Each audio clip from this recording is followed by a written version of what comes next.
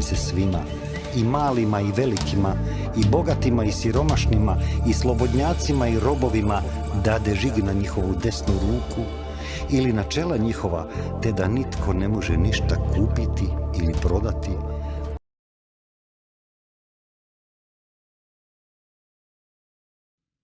Pozdrav dragi narode, dobrodošli u još jednu epizodu Slobodnog podcasta. Moje ime je Andrija Klaric. Moj današnji gost se zove Jakob Nordangård. On je švedski istraživač. Čime se on bavi? Istražuje da li je pitanje novog svjetskog poretka ili, kako kažu, veliki reset ili Build Back Better, neki od tih kratica. Da li je to samo teorija zavjere ili stvarnost kojom svjedočimo? Naime, možda bi ga najbolje predstavio sa pitanjem koje sam mu postavio tokom intervjua, koje je glasilo: što možemo poručiti onima koji na vaše tvrdnje kažu to je sve teorija zavjere? Njegov odgovor je jednostavan. Recite im da pročitaju službene dokumente Ujedinjenih naroda, jer tamo sve piše. Te dokumente je on pročitao za vas i prezentirao u razgovoru sa mnom, pa poslušajte sami. Hello, Jakob. Jakob Nordangård. Yes? Yes. Great. It's a pleasure to meet you here. We are here in Stavanger, in Norway, after our really great conference. And you were one of the very interesting speakers. Can you tell for our audience in Croatia a few words about yourself? Well, I have a background as a PhD in technology and social change. I'm a geographer and a culture and media producer. That's my academic background, and I also I'm a musician. So I have two sides: an artistic side and this research side. Scientific and artistic. Great, yeah. Great combination. Yeah. Well, you are the expert in some things that now lots of people talking about. That means what we faced last 3 years, but not only last 3 years, but we face it in a hard way. That was something what was happening already long ago, preparing. Yeah. Can you tell us something what was really going on in the last few decades before this happened? Well, yeah, it's a long strategic plan that has been unfolding, and it's about reshaping the system as we have, and break down the old order and create the new order. Great reset, maybe. Maybe you could say the great reset, but this has have been a plan that has been working out, as you said, it's decades before this happened, because the great reset it more, or the pandemic. The pandemic was the triggering event to make this plan happen. Mm-hmm. Can you point out the main history events what brought to this? Well, you can go back to, as I've done in my research, I think in the 50s some important things happened, and one thing is in 1952 it was a meeting in Williamsburg, United States, about population. Mm-hmm. And this meeting was initiated by John D. Rockefeller III. I mean, he was the grandson to the legendary John D. Rockefeller, the founder of Standard Oil Corporation. And in this meeting, because his grandson, the third, he was very interested in population and the increase of population, and how could we do something about this problem. It was rooted in Malthusian ideas about food supplies not meeting the increase in population. So how can we do something about it? So they had a meeting 1952, and out of that meeting came the organization Population Council. Population Council. And we also discussed at this meeting a plan to reduce the population on Earth. How could this be achieved? At the same meeting, I can say at this meeting, a lot of eugenicists were there. Or people that were into the idea of how can we more or less recreate the human and upgrade human, do humans better through genetics and other techniques. But also at this meeting was an oceanograph, Roger Revelle. Roger Revelle was one of the most influential persons in the world to introduce the theory of global warming, or the human influenced climate. So that was very connected, this idea of reduction of population and the carbon dioxide theory of the climate. Because carbon is humans, and the reduction of carbon is reduction of humans in order to get the world into balance. Can you please, in short sentence, explain what is eugenics? Well, eugenics, it was what the Germans were doing, the Nazi party. Philosophy was grounded in eugenics and how to more or less, you have to get rid of the lesser races, the bad people, the bad genes, and you have to get better genes, and also the idea of evolving humans to a superhuman. A lot of these ideas comes through eugenics. It's the idea to direct human evolution. And after that was 1952. 1952, and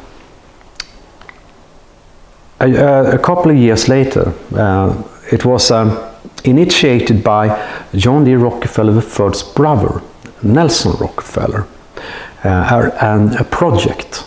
Because I followed the Rockefeller philanthropists. It's in my book, Rockefeller Controlling Your Game, where I studied, I wanted to know why they were interested in the climate issue.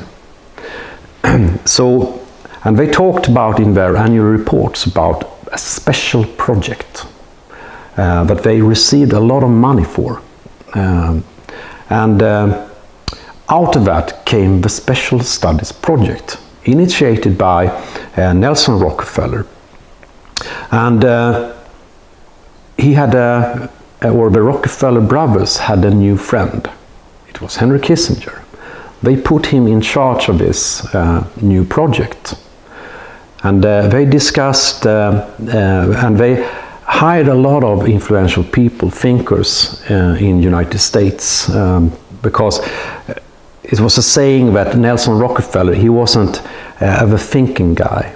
He knew what he wanted, but he hired people that could do the thinking, the strategies for him. So that was he was doing. And in this project, it was a couple of years. They were investigating how you can say the problems that America could face in the coming decades.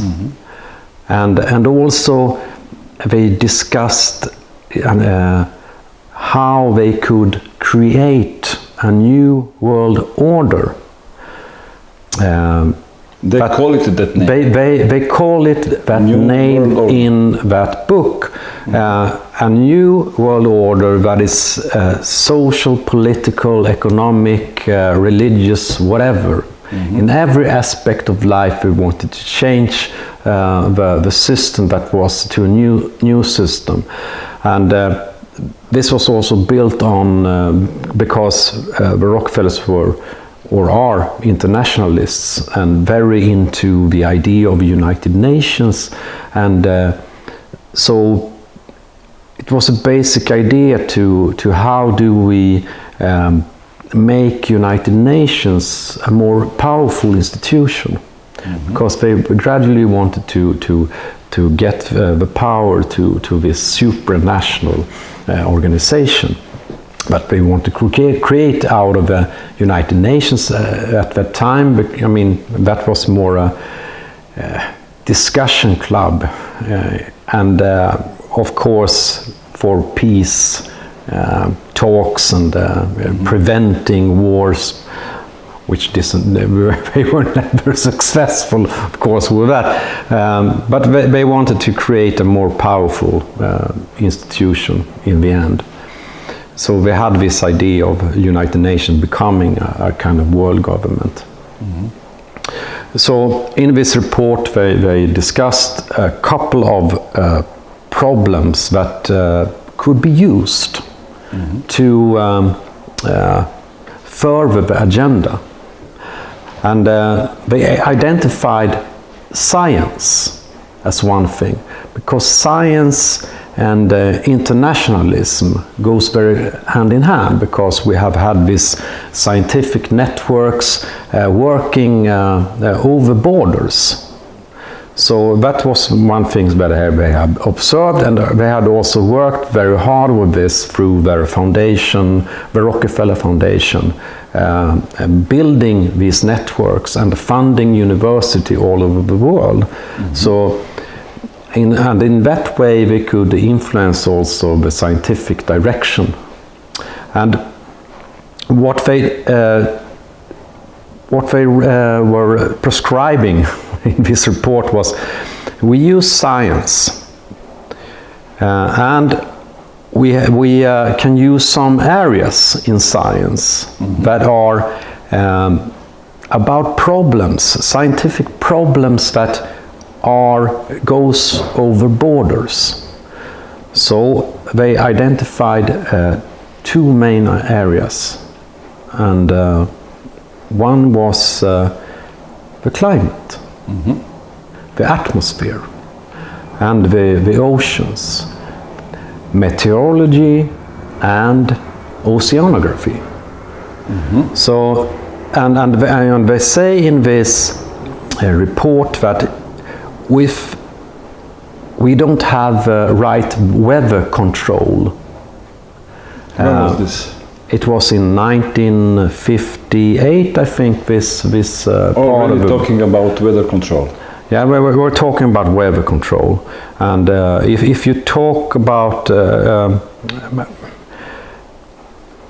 this with climate change and the climate science, I mean, it's evolved very much out of the military, because the military is very interested in of course, climate and weather, how to prepare for an offensive and how warfare. It's very connected to how weather is. I mean, Operation Barbarossa and so on. We have had this things that has done when the preparations for this wasn't that good. So it's very, very important for an army to know about the climate and weather. So of course, and they also discussed at this time how can we influence the climate in certain ways. But we said that if we haven't a good weather control, this can spiral out of control, more or less. And so we have to have an international cooperation to handle this. Because whether it's a matter of all countries, doesn't have borders. No borders. And the second thing was pandemics or global health, because diseases can cross borders. That's right. So we also has to have this international control. And of course the Rockefeller Foundation, they had already been very involved in the creation of the International Health Organization, the first version, not WHO, but the first organization that was under the League of Nations. So the Rockefeller Foundation were more or less running the show at that time, and they were also very involved in WHO in the beginning, 1948, but it was founded. So they had prepared these things before and identified the problems, and now they were going to work with them. And they had this grand plan as well to how to control population. I think that was the key when I was studying these things, because I wanted to understand what was the argument for them to actually promote the climate movement and everything. And it was rooted in this idea of we have to control population. And the second thing, control the resources, or more or less, it's the same thing.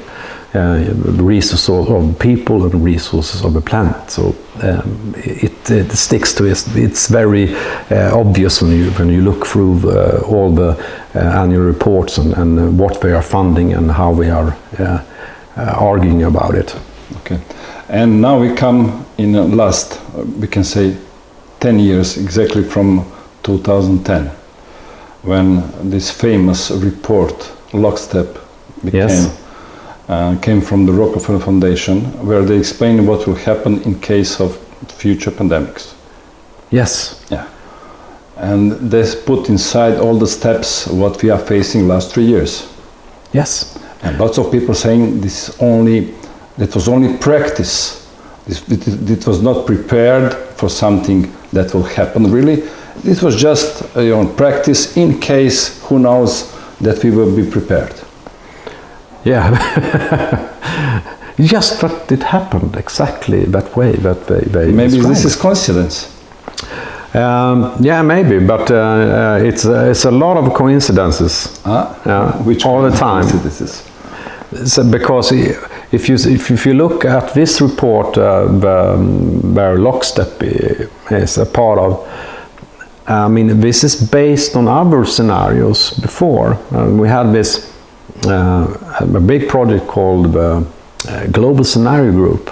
It was founded in the 90s. But the ideas was, how can we achieve a new global planetary society with a planetary regime and world authority and everything. And in these scenario reports, they discussed how this could be achieved. And a pandemic was one of the ways. So this has been part of a scenario planning that you can follow step by step, and how this has been achieved. Because they also, in this scenario reports, it's thick books. They come up with how can we do it? How can we create this idea of an utopian society? And so they have a prescription on how to create, for example, movements. We call it the global citizens movement. In order to influence the world, the people of the world, to rise up and demand changes. That they want this new system to take care of them. And also they state that to achieve this new society, where will be triggers? There will be a crisis that will come to create this, and we're stating this, the Great Transition report that came out of this, that a pandemic could be the big trigger to achieve this. And it's just to follow what's written in these reports and just check what has happened afterwards. And it's just okay. Yeah, I understand. Yeah. Okay, now it's important, all these resources, exactly all this information we can find in your books. Yeah. And I'll put in the link below where people can buy the books. Some of them are already translated in English, some will be translated Yes, they are. soon, Yeah. very soon, okay? That means whoever wants to research to see what you already done, they can go buy a book and see what is going on. What is important now, that we are in 2023, and it seems to that lots of things what happened in the last 3 years, bringing us to something that now we are calling totally digitalized society. Yes. Yeah. What you can tell us about this? Yes, because that was, and if you look into this Rockefeller Foundation scenario from 2010, it was a scenarios about technology and development. So we discussed ways to implement the new emerging technologies for this new society, and I also describe this in my book about the Rockefellers, about how would they save the planet, because it always Save from who? From people in the planet? they say we have to save the planet from global warming. We have to save the planet from pandemics. Who is the danger for planet? People who are living here in planet. What they say? Who is the biggest danger for the planet? Humans. Yeah. Okay. Because I mean, that was also decided by a think tank called Club of Rome that came up with a lot of these ideas, and they say they are also humans. Yeah. Are there? These people who decided, are they humans or? They think they are more than humans. Here we have this elitist philosophy, but some people feel that they are more evolved. They are higher up in the thinking and über alles. Yes, and I mean it's eugenic philosophy. We have to get rid of these useless eaters. But we that has risen to this position, that has the power and the money, it's like it's God-given. We have got this position because we are better. And therefore we can decide that the rest of the population is unfit for this. Okay, let's go to digitalization. Yeah, digitalization. So the digitalization agenda, it comes out of this, because how to save the planet, and that for that came a big plan. And that big plan was the fourth industrial revolution, declared by Klaus Schwab and the World Economic Forum in 2016. Okay, this book also I'll put in the link below this video. Yeah, so it's a kind of a manifesto for futuristic technologies, and it's all about digitization. And they also, the World Economic Forum signed a partnership with United Nations. And here it was in 2019. And just 1 year before pandemic starts. Yes. Again, coincidence. And then they declared the Decade of Action, United Nations, and they had this motto, shaping the future together. And the pandemic happened at the UN's 75th anniversary, and that's when the Great Reset happened. So what happened is that United Nations and their goals, the Agenda 2030 and the 17 Sustainable Goals, was merged with the Fourth Industrial Revolution. That was the way to solve hunger and poverty and water and every and of course health. Every aspect of life would be solved. Consumption. Yeah, every aspect of life would be solved with this digital technologies. 70 goals. Yeah, 17 goals. 70 goals. Okay. And one of the goals is also partnership to achieve this. So they merged, and they have now a plan for this digitization, and it was released by the United Nations in 2021. It's called Our Common Agenda. Our Common Agenda. They released a report called Our Common Future in 1987. So it's a continuation of a thinking, but now it has merged with this technological system thinking. So Our Common Agenda. It's a plan to more or less digitize everything and collecting data from everyone. It's about introducing digital identification for everyone. Digital ID.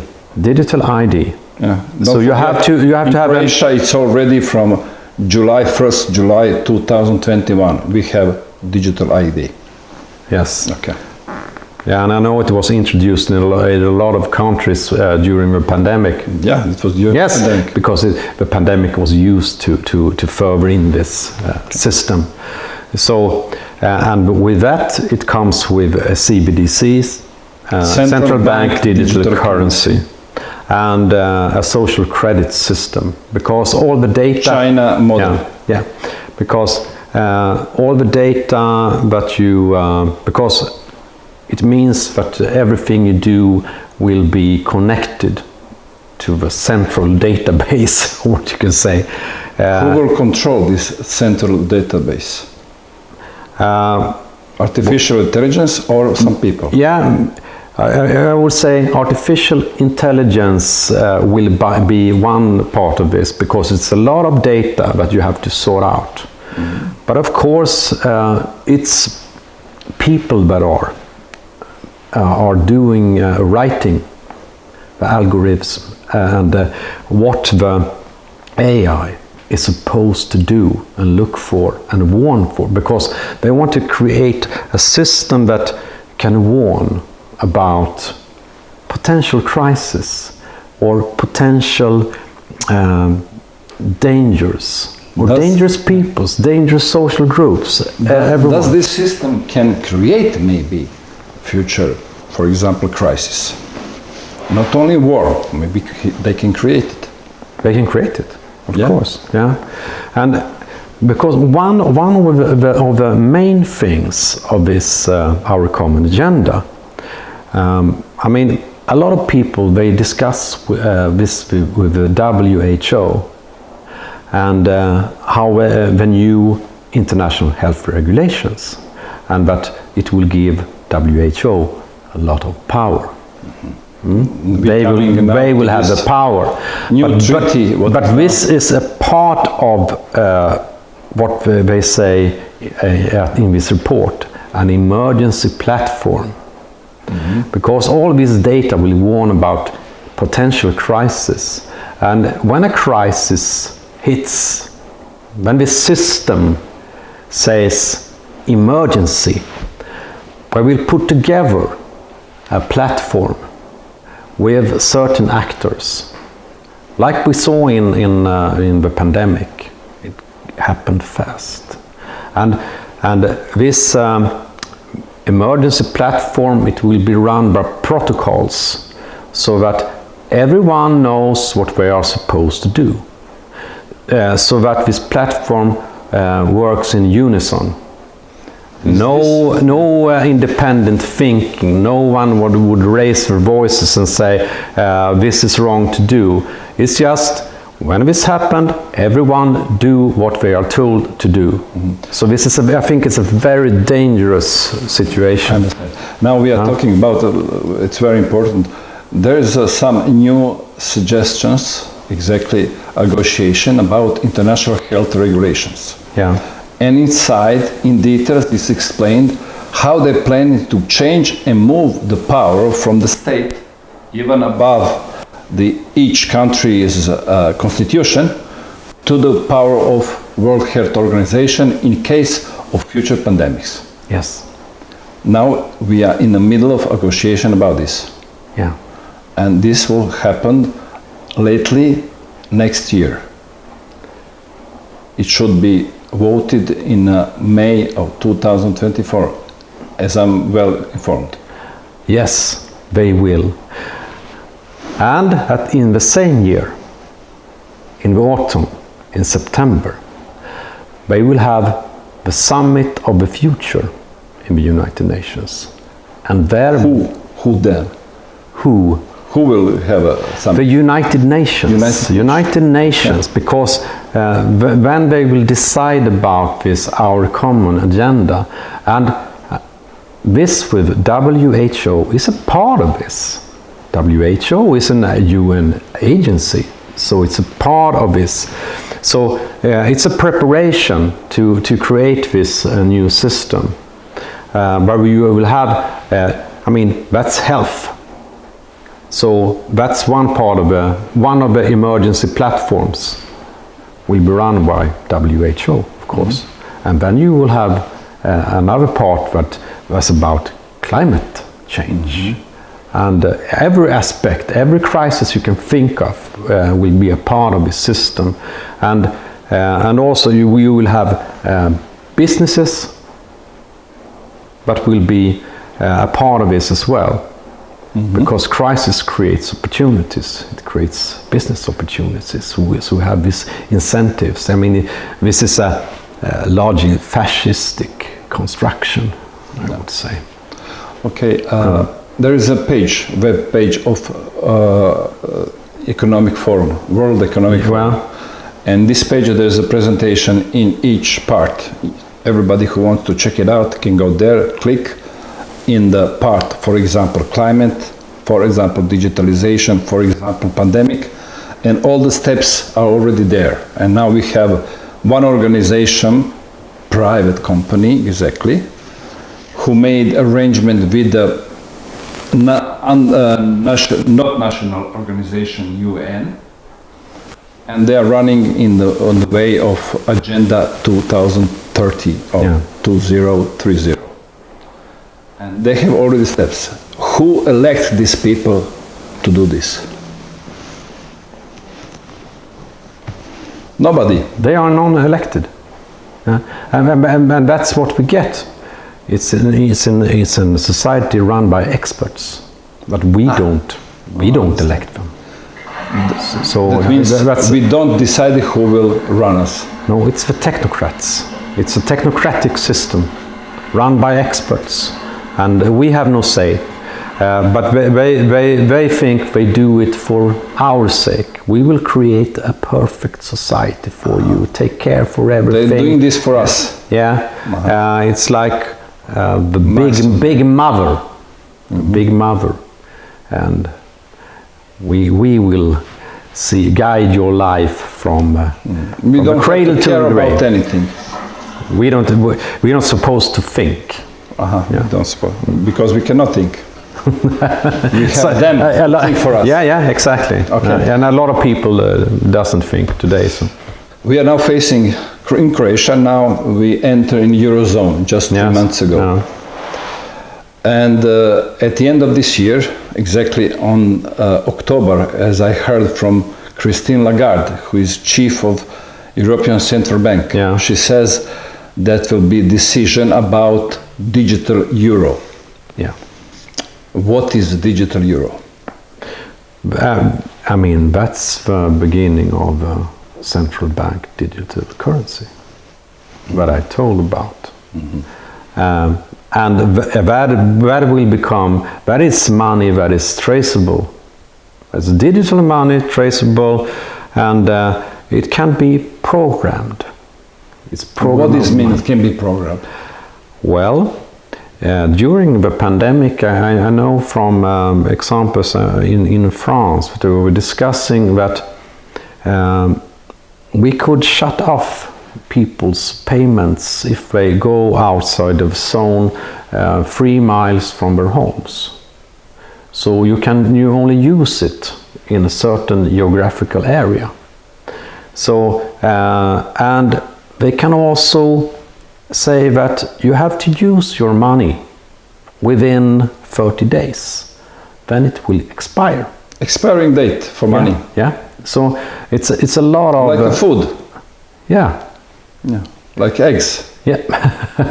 So it's not like physical money, cash. I mean, you can use it. You can keep it at home, whatever you like. But this, I mean, it's on an account, and they can watch whatever you do, and they can take taxes whenever they like, and they can shut down you whenever they like, if you are a problem for the society. And I mean, we saw examples on this during the pandemic. I mean, we had in Canada. Yeah. And also we have had this during, the Russian the war in Ukraine, and they shut down Russian bank accounts and everything. So, and this show they can do this for whatever reason they like, and it isn't important the person that is affected. They can just decide, oh, it's this group of people, and just shut it down. And that's an aspect of the digital ID as well. Mm-hmm. Okay, what are the tools that can do it? We now mentioned digital money, digital wallet, digital ID. What else? Carbon footprint? Yeah, carbon. Yeah, of course, because that's one of the reasons they want to digitize everything, because they can measure the carbon in everything. I saw on my ticket. Yeah, of course. There's a ticket that says how many CO2 I spend during this travel from Croatia to Norway. Yeah, exactly. So they do it already, of course. That means in the future they're put in my digital ID quantity they can spend per month. Yeah. And if I go over it, they can block my money to buy, for example, new ticket to travel somewhere. Yeah. Is it possible? Yeah, it's possible. Everything is possible with this. And also, I mean, they could tax you for the carbon amount. Yeah, and also say, I mean, you can't spend more because you have your budget is the carbon budget. For example, I want to eat meat. Yeah, and the meat is coming from the cows. Yeah, and cows are producing nitrous oxide, and nitrous oxide is not good for the climate. Yeah, and then if I want to eat my meat, they said no, because you are infecting on climate. Yeah, and they could also, I mean, if you don't take care of yourself. If I buy alcohol or overweight and everything, so they can say it's not good for you. Yeah, it's good for me. Yeah, I don't see the problem here. They will take care of everything.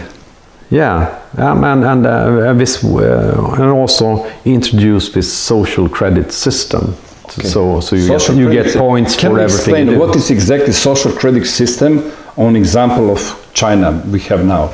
This sample. I mean, it's all about your behavior, and that could be, and in China it is can be things like being kind to your neighbor, or taking care of your parents, and but it can be used on anything. So you get points for whatever you do, and but it was introduced with for credit, for money. If you if you are a good person but pays back all the time, and but if you don't, your credit get low, of course.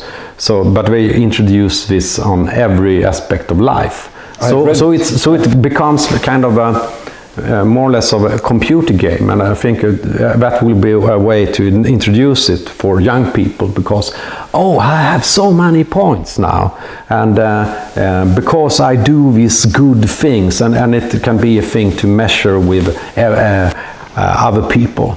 I have this score, and this score, if you have a good score, you can go to a good school, and you can buy. You can go for a longer vacation and everything. So it's a perfect tool to control people's behavior.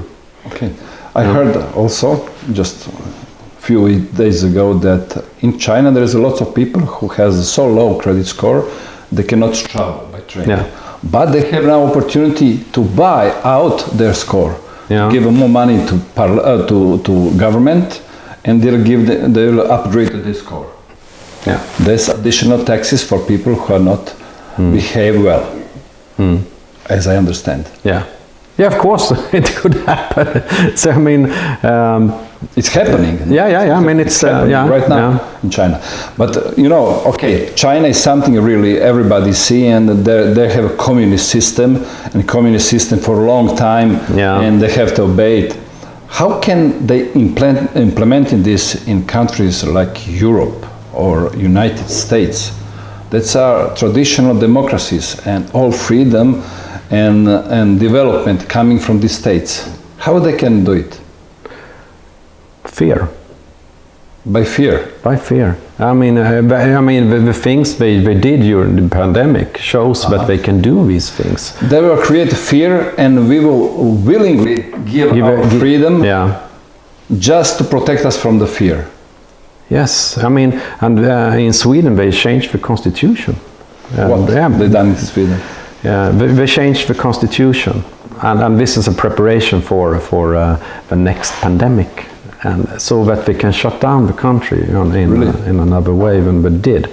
So I mean, it's a preparation for these things, and with this emergency platform, that will be the thing with an emergency platform is, I mean, it becomes martial law. They can do whatever they like, and when this emergency comes, they just it's an emergency. We have to do this. It's just accepted, and then they can just and they state in their common agenda report that but we will only use it during the pandemic or a crisis. Crisis. Yeah. So when the crisis is over, we will disband this platform. But if we still have a crisis, and that's the Secretary General, he decides if we will continue. And we know about the pandemic that they continued with these things. Who will decide what is the crisis? They are planning for a structure at the United Nations, a sort of a commission that will discuss this crisis, and so they will have something that's called the Futures Lab, and the Futures Lab is kind of a digital crystal ball, so they can see into what will happen, and then they will decide upon is this a problem that we have to do something about. But this isn't finished. This is a negotiation now about how this structure will look like in the end at this meeting they will have in 2024. This is sounds to me like, of course, a theory. Conspiracy theory, like in the book of Dan Brown when they made quantum computer, and who recognized everything what was happening in the past, and now he can model what will happen in the future. and everything will be done by quantum computer who has enough power to predict the future. Yeah. Yeah, because But this was novel. This is novel of Sam Brown, but now it's reality, as you say. I mean, it's just to read the report from United Nations and how we discuss this. Where we can find this report? United Nations webpage. It's just to search for United Nations, Our Common Agenda.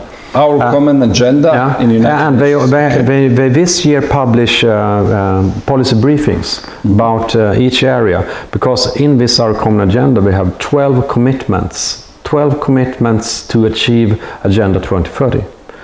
So, and this year they have had consultations from member states, and also they talk about consultations from us, but nobody knows about this report. So I don't think that many people actually have a say in it. It's never like that. That's why we are talking now, because we want everybody to know this. Yes, it's very important. I think it's the most important things that has happened. I mean, for the United Nations, because this is about our future, and they talk about the future as well, the future agenda.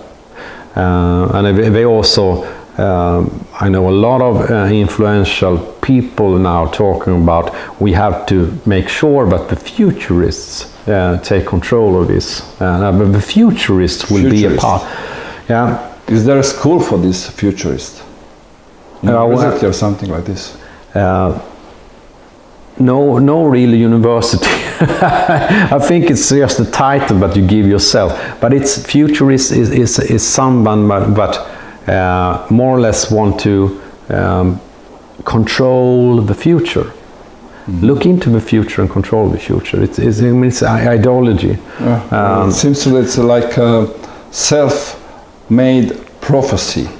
Yes. You make prophecy, and then you do everything that this prophecy to achieve reality. it. That's a futuristic idea, and that's what all of these scenario reports is about. Because those who write this, they are the futurists. And the futurists now have their own Mecca. Where? You know where? Yeah. Dubai. Yeah. In Dubai we have this called the World Government Summit. World Government Summit, I remember. Yeah. That was last year in spring, I think. It is just 1 month after World Economic Forum's meeting. World Economic Forum meeting was in May, I think, and that was in June. No, before this. No, doesn't matter. First half of 2022. It's usually this. In January, annual meeting for the World Economic Forum. In February, the World Government Summit. And Klaus Schwab, the chairman of World Economic Forum, has stated that World Government Summit is the little brother of the Davos meeting. They have a family. They have a family, and both United Nations and the World Economic Forum are founders of this World Government Summit in Dubai. And this is a hotbed for these futuristic ideas and to create this future society. And we discuss a lot of we discuss social credits and everything at these meetings, and how they will influence. And now we have this year at this summit they create a new organization that's called the Global Future Society.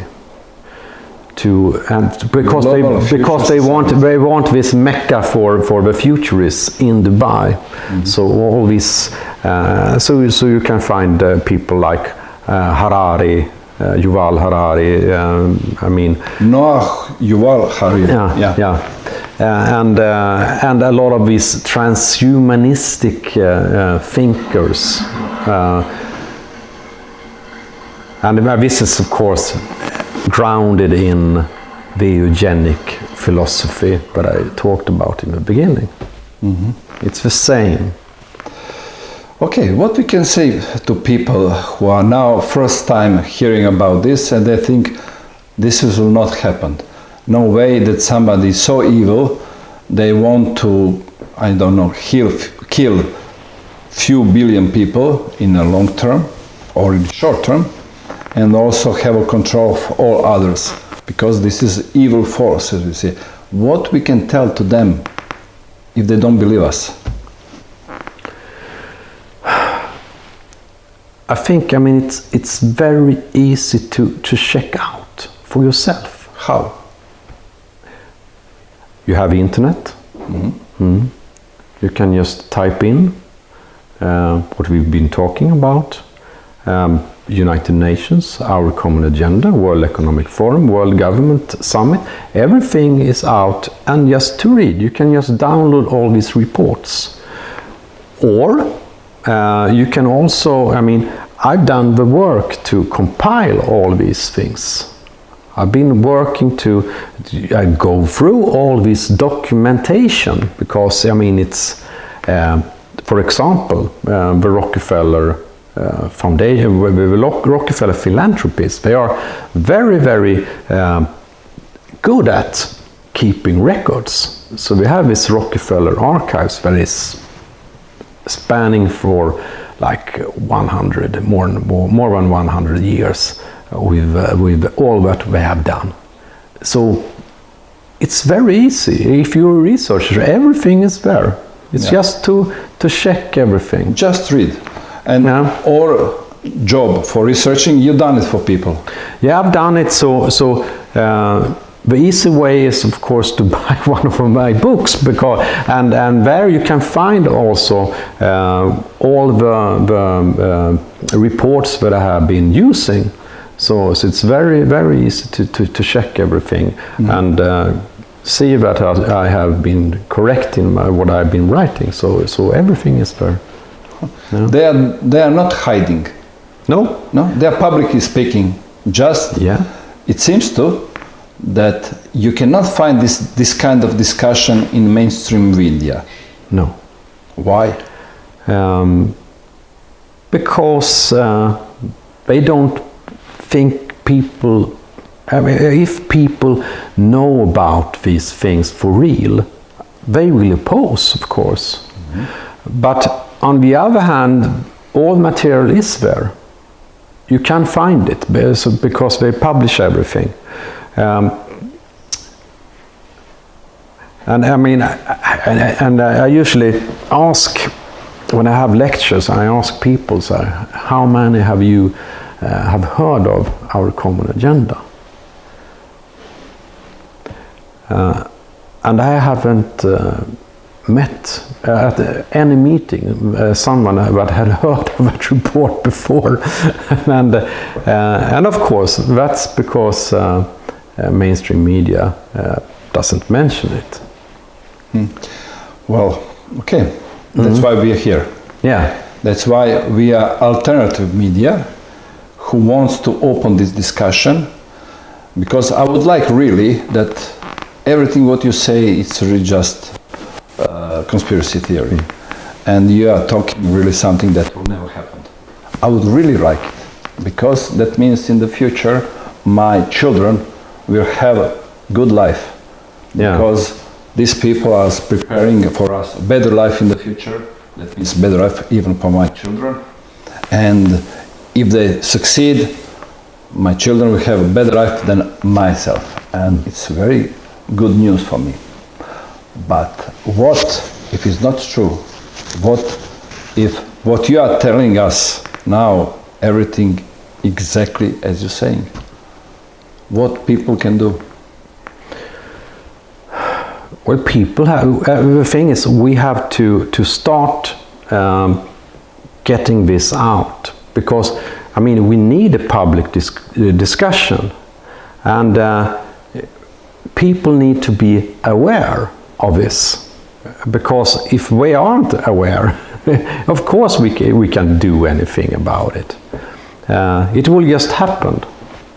So I think it's very important that, and also to actually check everything, to download, especially our common agenda, and take it for up to discussion with other people. What is this about? Mm-hmm. And also hold politicians accountable and discuss it with them. What are you preparing and why? And ask questions all the time. Maybe ask for guarantees that nobody will use these plans, good plans, what are looking good for a future of humanity, not use it for something else. Yes, the thing is, I mean, we have seen with the pandemic what happened. So, in that perspective, what could happen if we have this emergency platform? Yeah. And we know about power, how power has worked before. I mean, this isn't new. I mean, power works that way. And if someone gets it, they will use it. Yeah. Power corrupts people. Yeah, it does. And this gives absolute power over people or their whole planet. And that's very scary. Next step, what people can do, it's to open discussion about new international health regulation agreement, or as somebody call it, new treaty. What is happening right now, and there's some parliaments who will discuss it openly. This is something in this moment very crucial to be open in all the parliaments around Europe and the world. Yeah. And we as a people can say that nobody can be above our constitution. Yeah. Can we do something about digital money in that way? I think we have to, I mean, the thing is, our laws say that, I think, I mean, I know we're sitting in Norway and they have to, a shop have to take cash. Yeah. And I think we have the same in Sweden, but they kind of take it away anyway, and because people think it's convenient instead. Mm-hmm. So what we have to do is to keep the cash and use it as much as we can, and also influence shopkeepers and because they have to be aware as well, and we have to help each other with this, because if we got this digital system and only the digital system, I mean, I'm not against all digitization, of course. Something is good. I mean, it's technology. It's not that it's evil in itself. It's, I mean, how we use this that can be evil.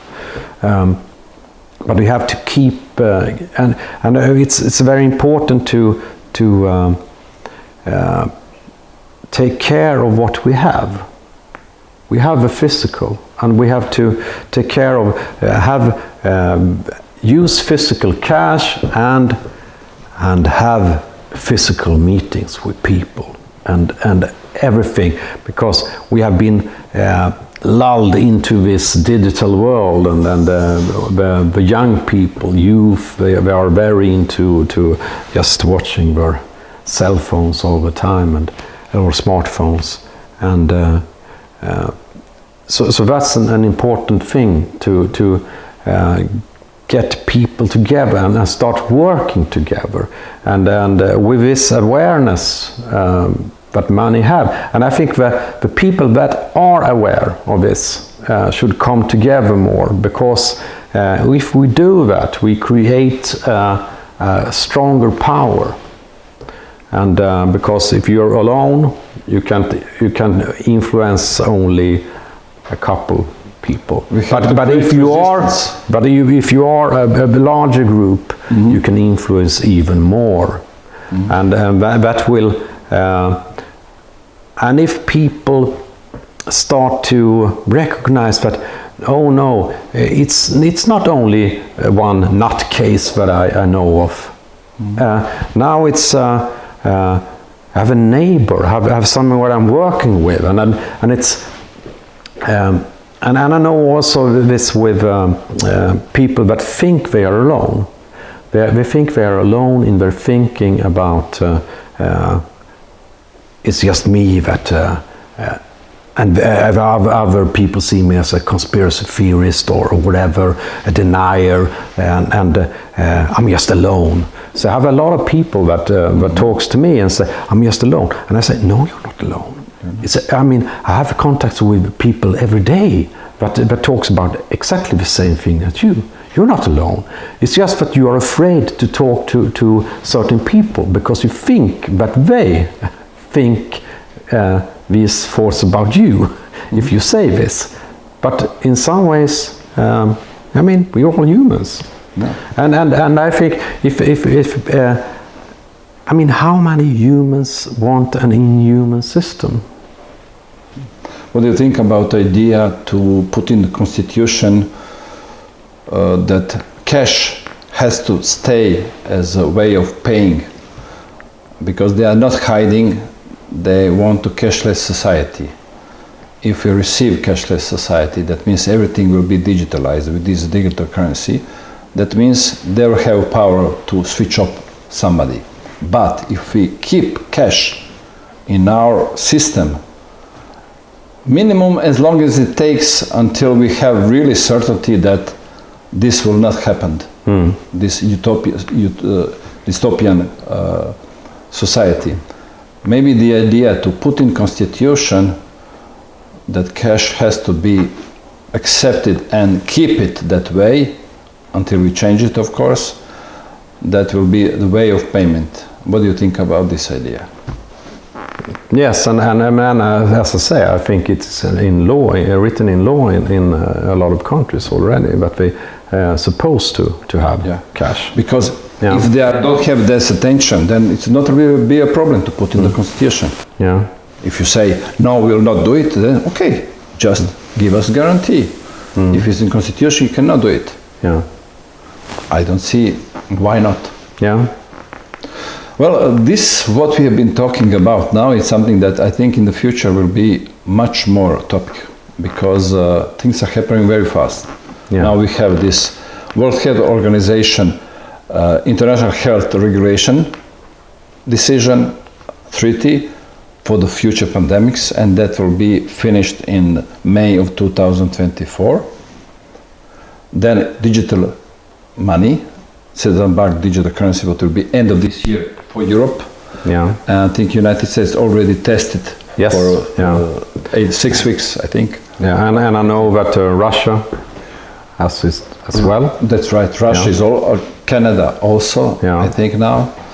That means things will happen in the next 1.5 year.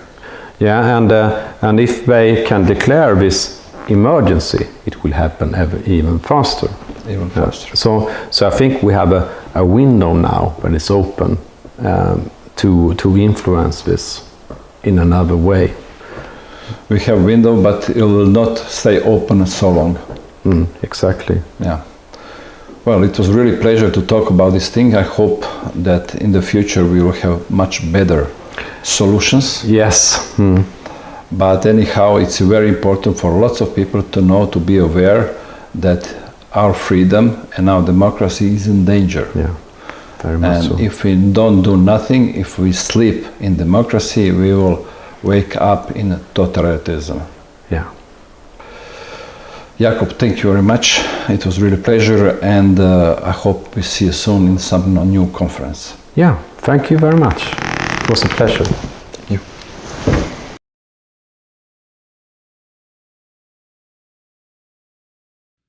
Gospodin Jakob Nordangård je sudjelovao u konferenciji u Stavangeru, Norveškoj pod imenom Spotlight.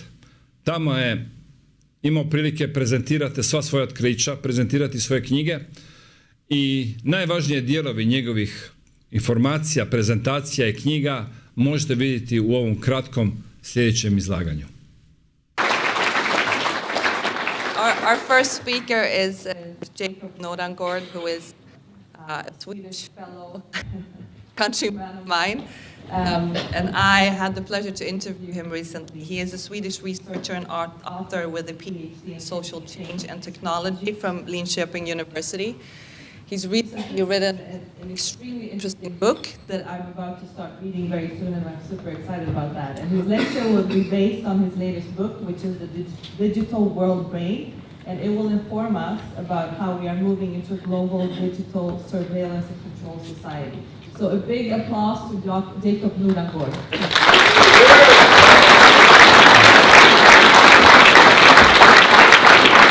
Thank you. Can you hear me? Yes. Yes, it's working. Fantastic. Yeah. Okay. My talk is called Shapers of the Future, the Digital World Brain.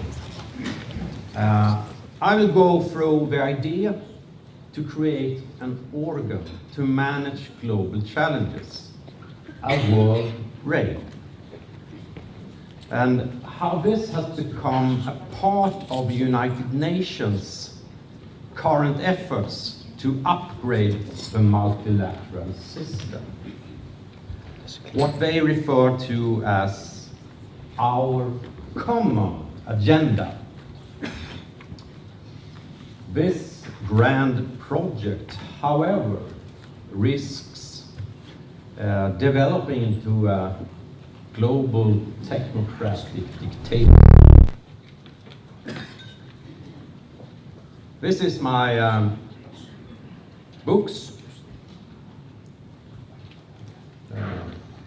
Rockefeller, that's about the climate agenda, the background to how the climate agenda evolved. And the global coup d'etat, that's about the background to the pandemic, how the pandemic started. And my latest book, The Digital World Brain. And that is the talk that I'm going to give, more or less about the digital world brain. The shapers.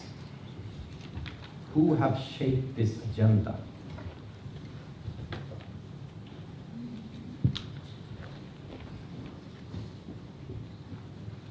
This is a quote by Zbigniew Brzezinski. He said this in 1970. Power will gravitate into those who control information and can correlate it most rapidly. Our existing post-crisis management institutions will probably be supplemented by pre-crisis management institutions, the task of which will be to identify in advance likely social crises and to develop programs to cope with them. This could encourage tendencies during the next several decades toward a technocratic dictatorship, leaving less and less room for political procedures as we now know them. One can say about Zbigniew Brzezinski that he was a kind of a futurist or a futurologist. Those are people that are whose specialty or interest is futurology, or the attempt to systematically explore predictions and possibilities about the future. It shall not be confused with futurism as an art movement, but it shares some similarities or parallels with the idea to reshape society, to destroy the old order, to create something new, and also the idea of that industrial management is the best tool to achieve this. Futurists are motivated by change, always change. They are not content merely to describe or forecast. They desire an active role in world transformation.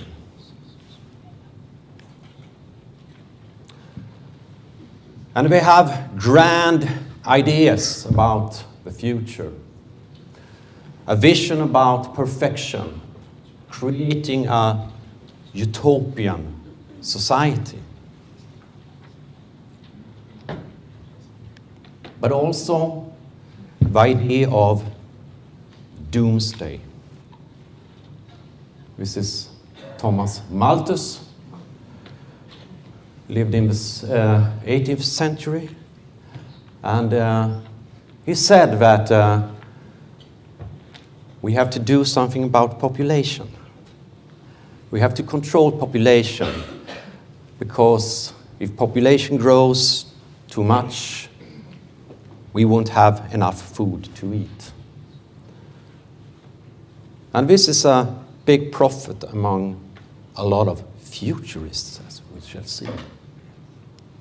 And also, these shapers and futurists, they think that technology is the savior. This is a religion of technology. Technology can solve anything in the eyes of these futurists. You probably heard of H.G. Wells. H.G. Wells, the science fiction writer. He was also had big visions for the world, and he was called the first futurist. He had ideas of a future utopian society, and he wrote a book called The World Brain. A perfect ideal society run with management techniques. And he also described this, how we should create this new world through an open conspiracy. He had a friend called Julian Huxley. Julian Huxley was founder of the UNESCO, United Nations Educational, Scientific and Cultural Organization in 1946. He also had these visions of a future society run by scientists, run perfectly. And he was also an internationalist, of course, and an eugenicist. He wanted to create a better man. And he coined transhumanism, the idea of the merging of man with a machine. And he called this the evolutionary humanism. With evolution, we will create something new and leave the old behind, the old human. And these ideas that Huxley and Wells had came to this fellow, Professor Oliver Reiser. He had also an idea about this perfect society. He wrote a book called The World Sensorium. That's what he called the world brain, the world sensorium, a sort of a world federation run by scientists. And he sketched up a plan for this in this book, Cosmic Humanism and World Unity. And he stated that what they wanted to achieve in this utopia was global political cultural integration, a common language, which I would say is the computer language that we share now, a world religion. We discuss in this book how to create a new world religion, and a controlled evolution, control humanity, the population, through eugenics, transhumanism, and to technologically interconnect whole humanity. And this would develop into a world organism with a world brain. Every people connected together in one whole, and with one at the top, a brain that manages everything. And also education to instill the right global values. He referred to this grand project as the Solomon's Temple, but not a physical temple in Jerusalem, but a temple in the sky. So, quoted here, he said, the stellar temple as here proposed is the vision that man should be projecting. It will not have its foundation in any spot of the surface on earth. It will be a temple in the sky. And you can see here all the idea of science running everything. And the United Nations as a world government, with world news and a world university. A utopian idea. But people, these futurists wanted to achieve. And how to achieve this? The doomsday clock. You know about the doomsday clock. It's in the University of Chicago since 1947. And it's very close to 12 now. I think it's 90 seconds. And this is Eugene Rabinovich. He was an editor of a magazine, Bulletin of Atomic Scientists, one of his scientists, futurists. And he said in 1947, if a world government forces to triumph, it will need more than the sympathetic endorsement by the majority. People must be made to feel that their own security, freedom, and prosperity, yes, their very survival, depend on the creation in our time of the world rule of law.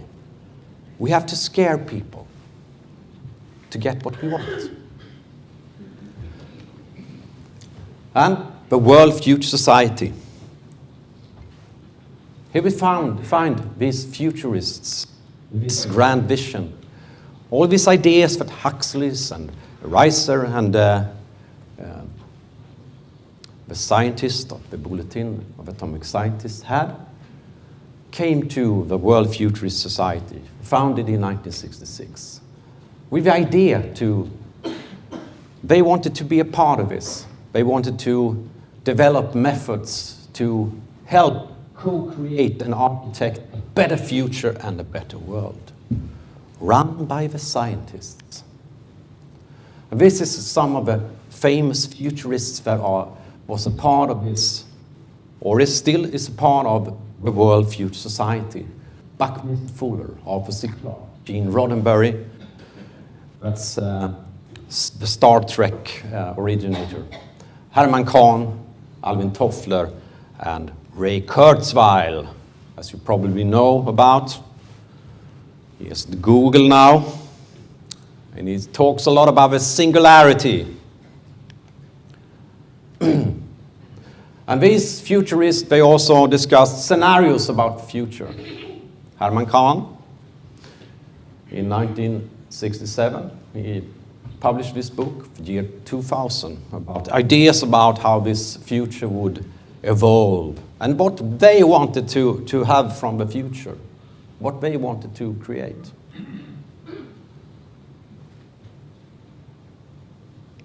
So grand visions for what would happen. And a lot of these things you can see have evolved today.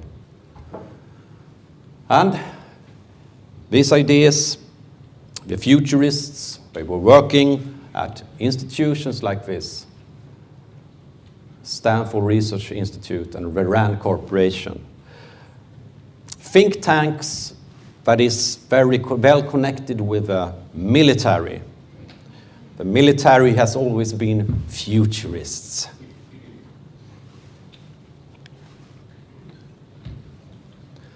And when we come back to the doomsday clock, the world problematic, and the Malthusian ideas, if we don't do these changes, doomsday awaits.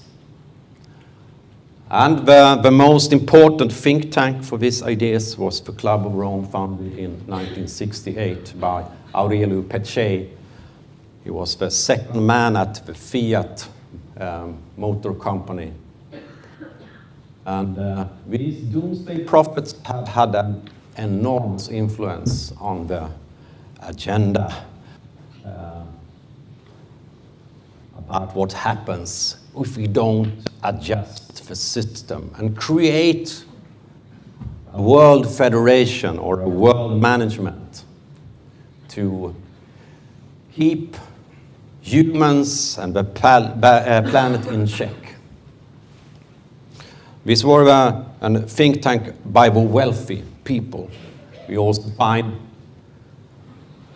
people like David Rockefeller were involved in this, and his friend, the head of Fiat company, Giovanni Agnelli.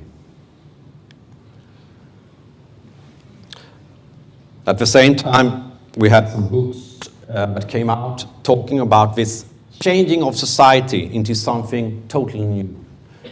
Between Two Ages by Brzezinski, Huge Shock by Alvin Toffler, and the mentioned Aurelio Peccei, the chasm ahead. Something would happen to create this new society. And at the Stockholm Conference in 1972, Sweden is so into this agenda run by the General Secretary Maurice Strong, but also was very well connected to the Rockefeller Network, and also a futurist. He was a member of the World Future Society and the Club of Rome with this idea of changing society. Here this agenda was introduced on the international arena. And in 1975, World Future Society had a meeting in Washington where we discussed how can we do this? How can we create and influence opinion and everything so we will get to the society we want to achieve. And this is Warren Wager. He said, there is no better time to implement radical changes than after a worldwide catastrophe. That's the thinking.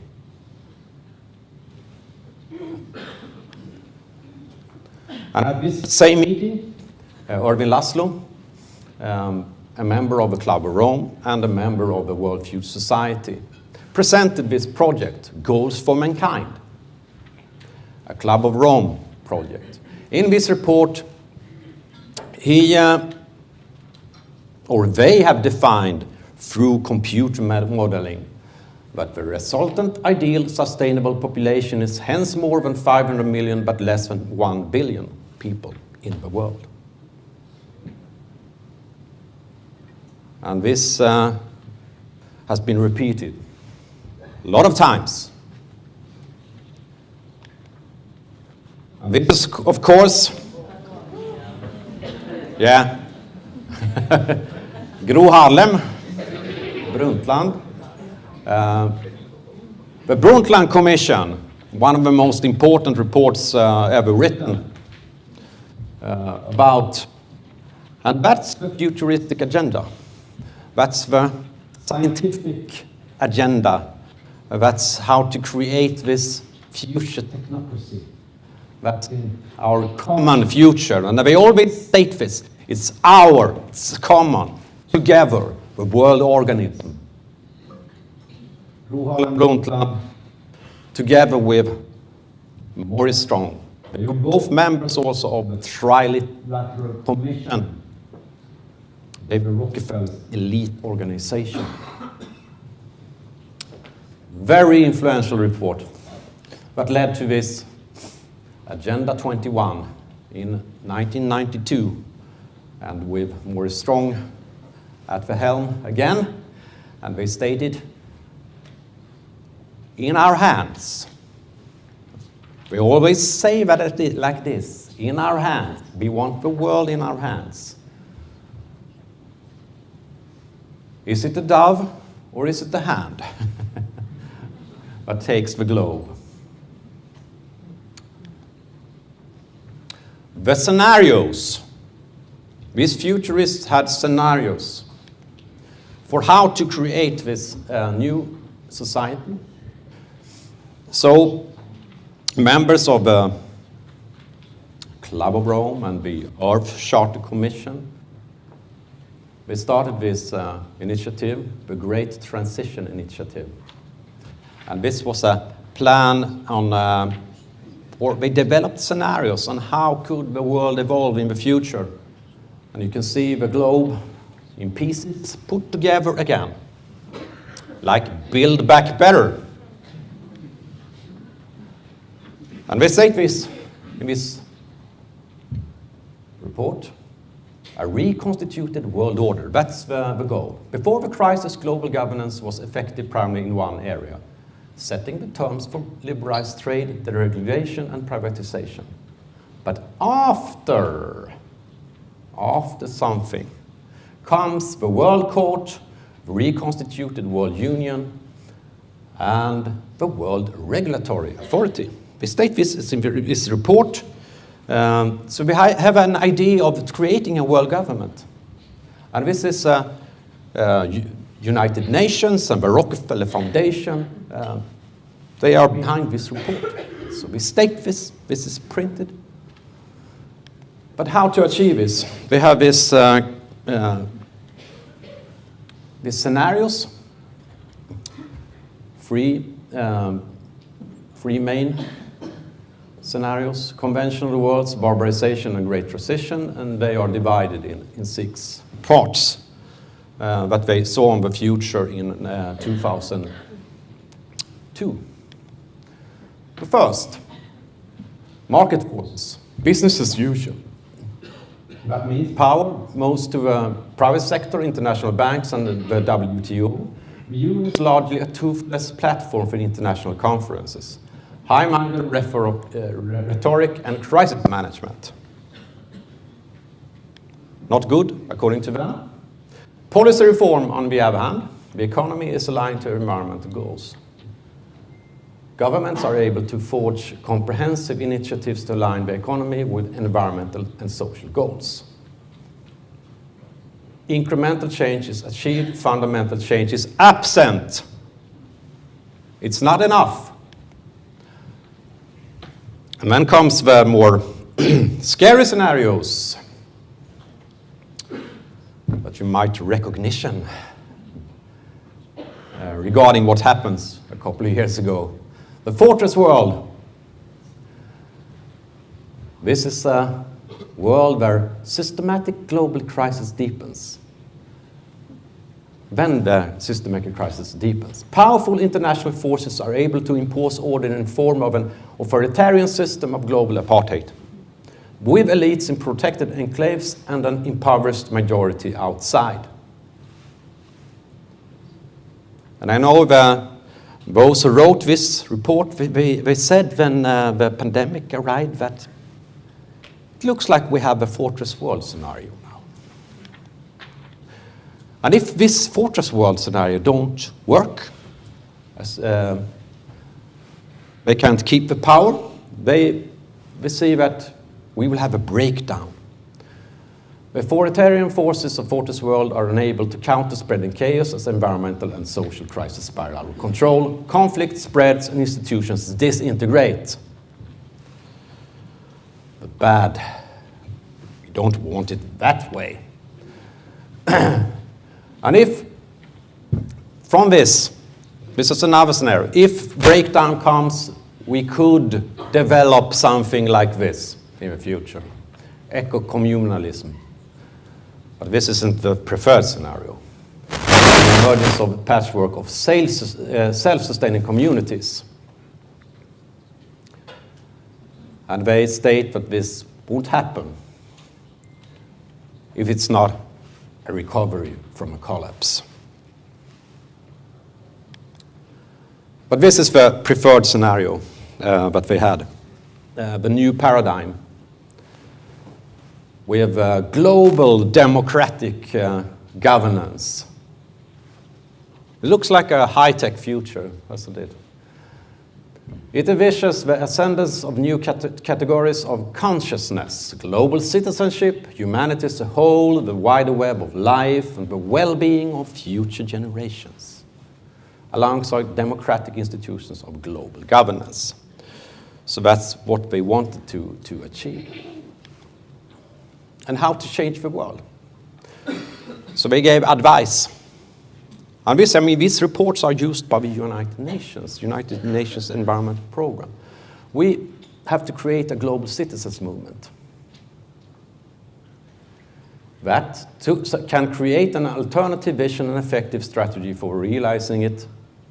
Conscious action must rise to the level of a global citizens movement. I don't know if you think of someone. Any name? A little Swedish girl, maybe? Greta. So that's one of the ways. The other way, triggers for transformation. This is from a follow-up report. We can't achieve this only with just movements that we create. Another path to general crisis might be initiated by an unprecedented pandemic, perhaps via an extremely contagious disease vector. And that's just one of them. This was written in 2006. And just 4 years later, the Rockefeller Foundation came with this report, Scenarios for the Future of Technology and International Development. And they had the pandemic scenario, lockstep, and also an hack attack scenario. And we also had a more or less a breakdown scenario. And also the clever together. We work together as a whole human family to solve our problems. But this report was built on some premises. It was about how can we implement new technology, because this future utopia will be run with high tech. So they predicted a lot of new technology that would come, that was mature at that time. But people hadn't accepted it, so how do we get people to accept this new tech? So it was based on this work. The common agenda. In 2012, the future we want, it was stated. By whom? Not by us, I think. But some people wanted a future, and some of them, you can see here, the Rockefeller Brothers Fund, they actually was behind this slogan, the future we want. So they furthered the agenda, and they decided that because of the bad feeling we had from these doomsday scenarios, how all the world will just collapse and everything would be awful, we had to paint it in a better way. So that's where we get the Agenda 2030. That looks very good if you look on the surface, but not if you look inside.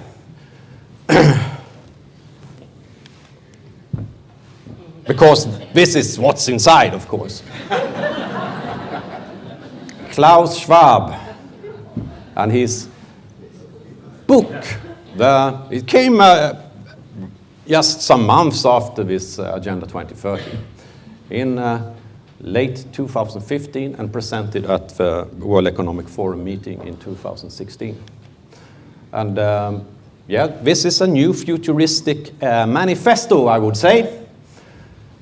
The idea of reshaping humanity and the planet with increased digital technology, reshaping the physical world, altering the human.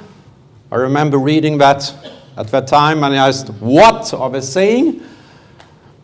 This looked like a Nazi propaganda book, or something like that. And last, integrating the environment. And everything is about technology. And then we have the partnership with the United Nations. And they were supposed to work together now with this, to shape the future with all these shapers and groups. And they announced that now a decade of action would come. And Greta arrived in New York. And they stated it's a planetary emergency plan. We must have an emergency. And this was done by the Club of Rome at the same meeting. We have to declare an emergency. And then came the Great Reset. With the pandemic declared, it was just like in the lockstep scenario by the Rockefeller Foundation. Just a few months later, Klaus Schwab declared the Great Reset. And Antonio Guterres, stated that we had to do something. And the United Nations, they did that. They arranged a meeting, the Global Governance Forum. You can see that Gro Harlem Brundtland was there as well. And they now had a plan, a big plan, called Our Common Agenda. And this report resembles what's stated in the Rockefeller report about, oh, wait. Can't I go back?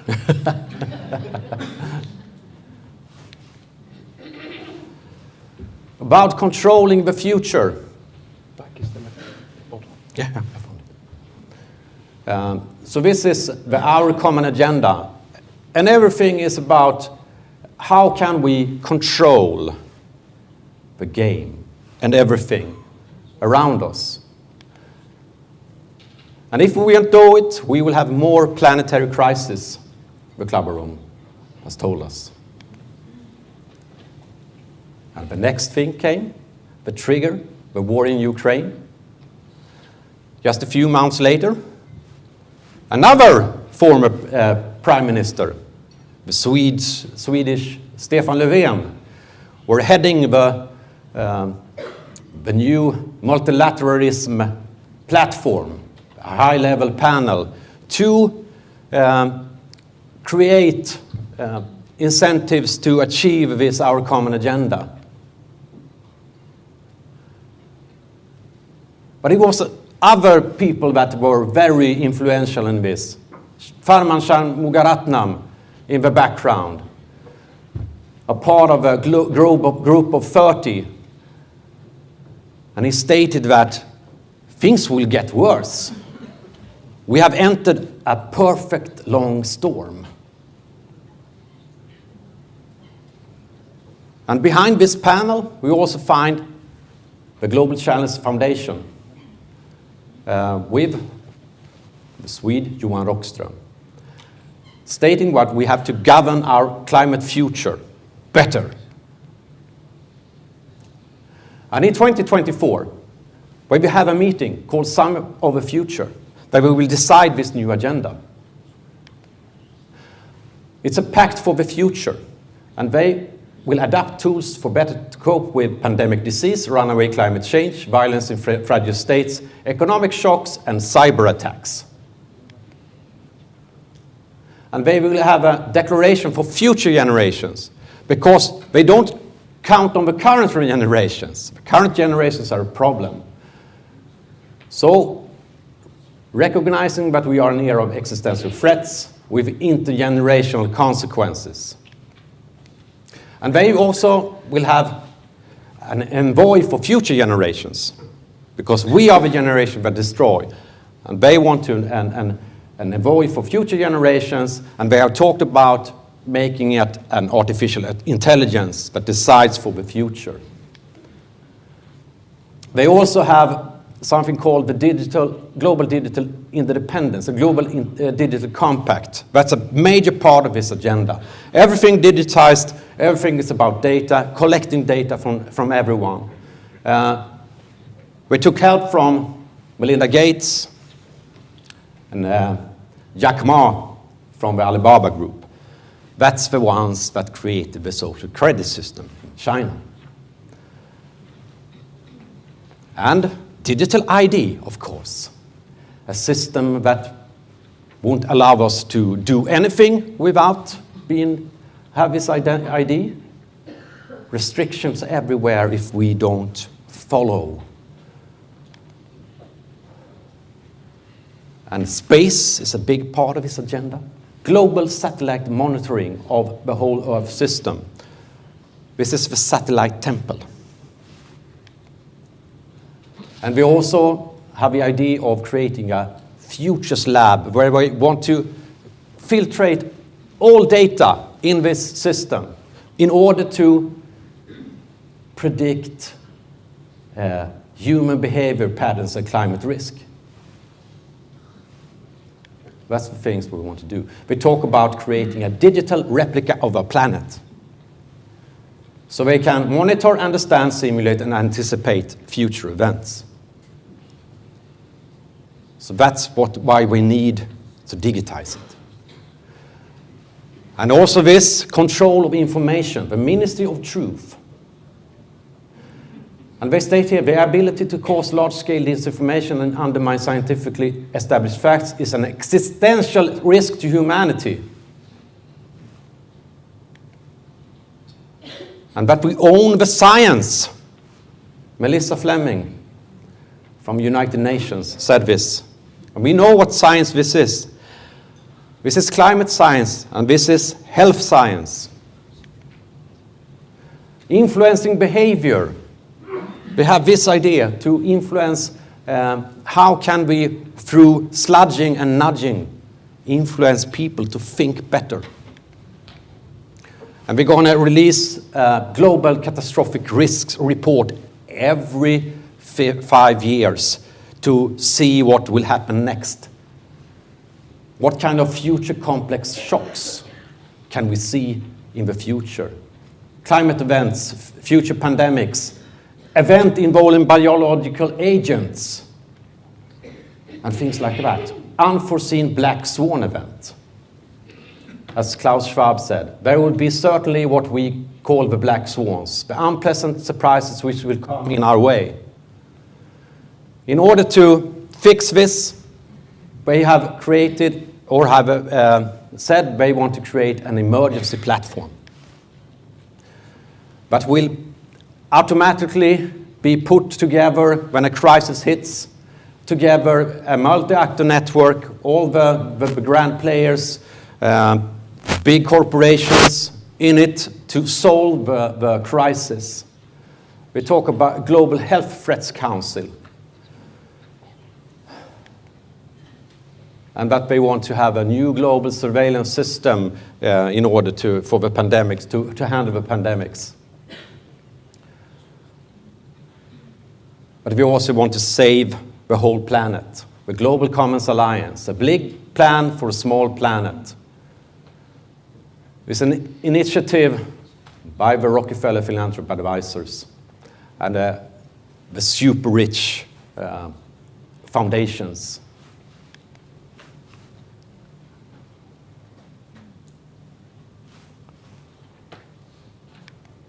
Oh, wait.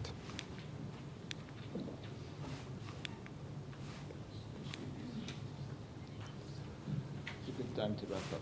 What? I think we need to wrap up. Yeah, no.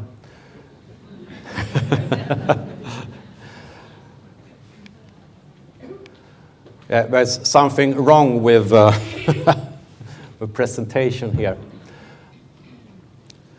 But they want to achieve a system of more or less total control of the Earth system with planetary stewardships, and create a warp speed plan to handle this. And this is a problem, of course, with, this is my ecological footprint. And I live a modest life, but 4 Earths. But what about these people? that are behind this, these super rich billionaires that has funded these projects. What action is needed across systems by 2030? Here we have Bezos Earth Fund that are funding this project. What are Bezos doing? Here is Jeff Bezos' lifestyle. As you can see, he states he will work with climate change. Climate change is the biggest threat to our planet. He even has his own rocket. But, and now I will end this, it's all about technology, of course, and the scientific management of our planet to lead us to this zero-carbon future. Schwab has said, who master those technologies in some way will be the master of the world.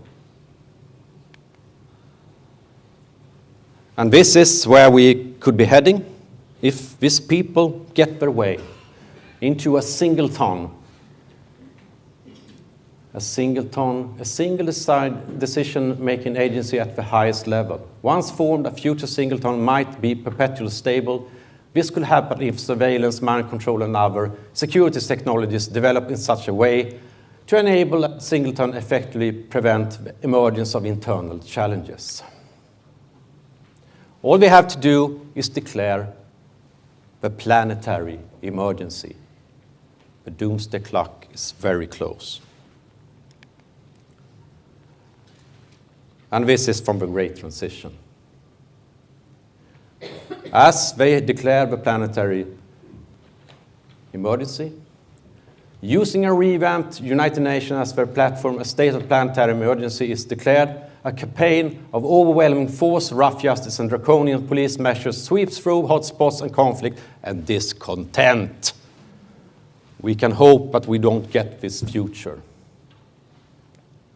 And I don't think they will succeed. This is their idea of a digital world brain. You can read all about it in my book. But I don't think they will succeed because they don't work with truth. They work with lies. And truth always wins in the end. Thank you.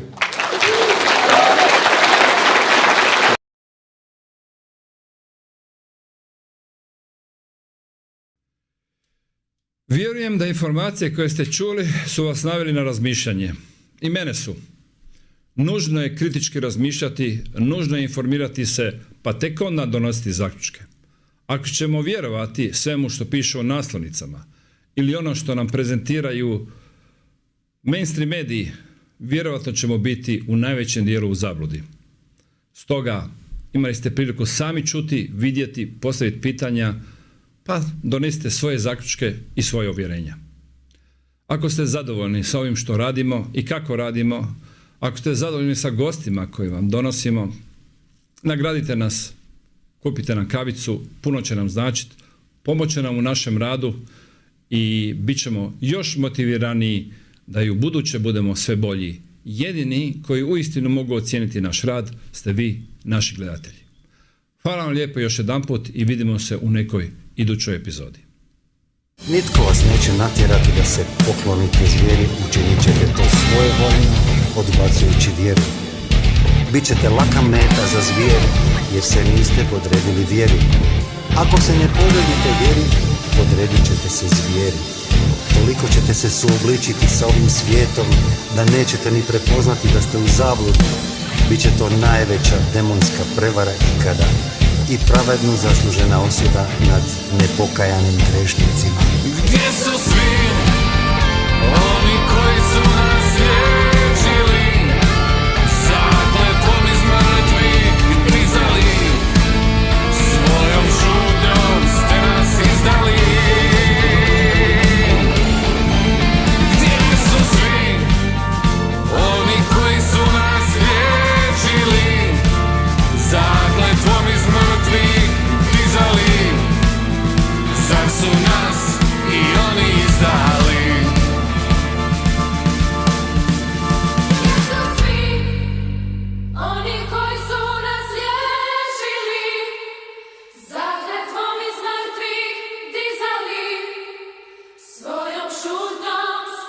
si znali.